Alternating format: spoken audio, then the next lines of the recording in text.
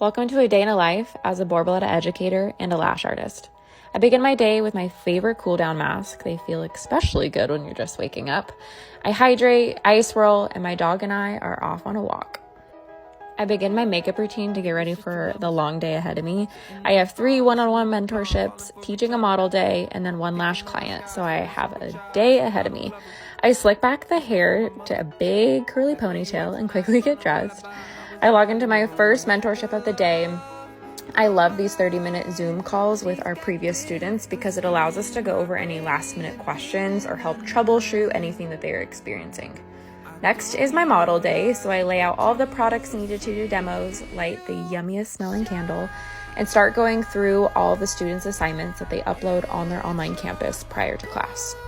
A couple students ended up needing to reschedule, so the student got a private, and it was really special just being with her. She absolutely blew me away with the set she did on her model. Then I jumped straight to my lash client. There's the final look. Thanks for spending the day with me.